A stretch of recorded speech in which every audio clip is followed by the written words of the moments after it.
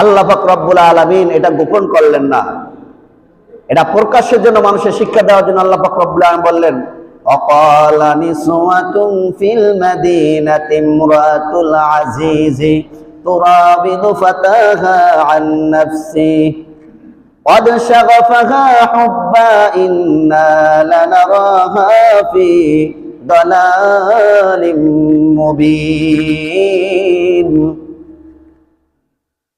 আল্লাহ পাক রব্বুল আলামিন এই কোরআন দ্বারা বুঝিয়েছেন, নারীদের কিছু মহিলা আছে একটা কথা যদি শুনে অন্য মহিলার কাছে বলে, অন্য মহিলার কাছে বলার পরে এক কান থেকে দুই কান হয়ে যায়, দুই কান থেকে তিন কান হয়ে যায়।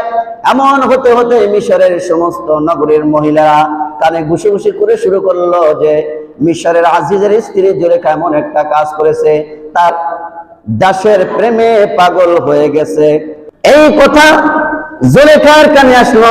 তিনি জুলেখার কানে আসার পরে তিনি বুঝতে পারলেন যে এই মানুষের মিশনের মহিলারা কানে ঘুষি ঘুষি শুরু করলো। তিনি চিন্তা করলেন, কেন আমি প্রেমে পড়েছি তোমরা দেখতে চাও?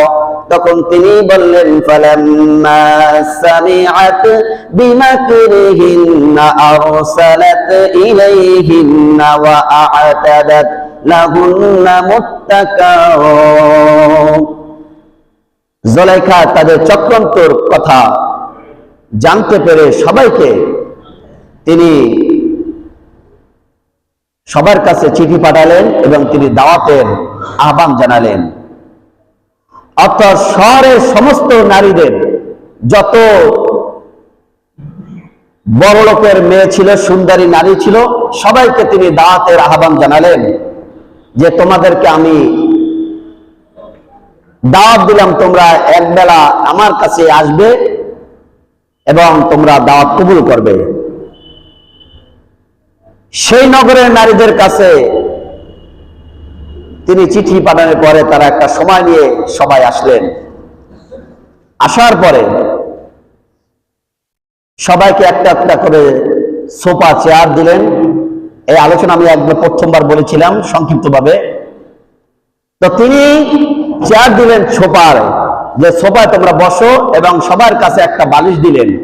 বালিশ দিয়ে তিনি বসতে দিলেন যে তোমরা সবাই হেলান দিয়ে বসো।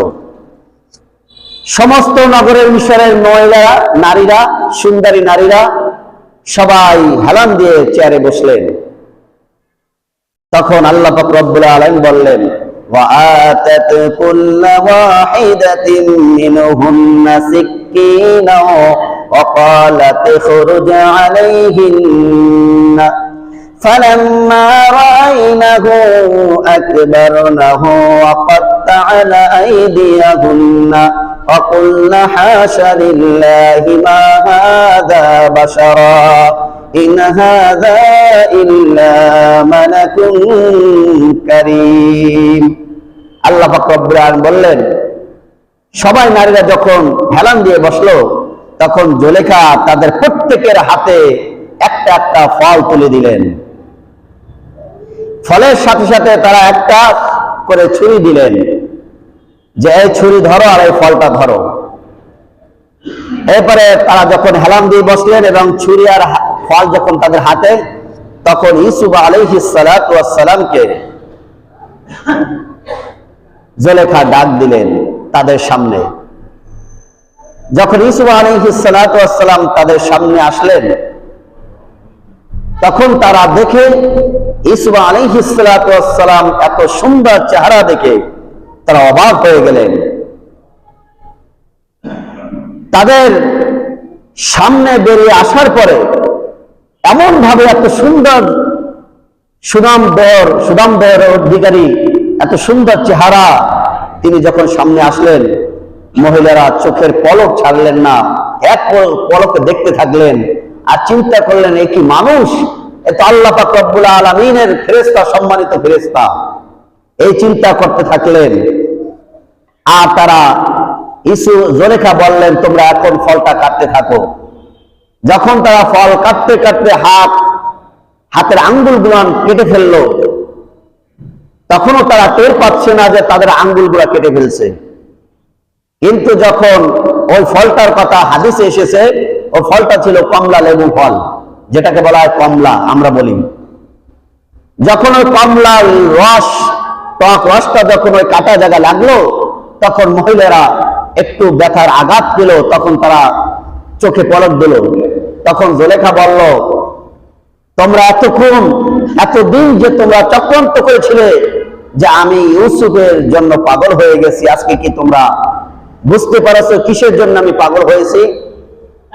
قالت فذلكن الذي لمتنني فيه ولقد رأته عن نفسه فاستعصم ولئن لم يفعل ما أمره ليسجنن وليكون من الصاغرين।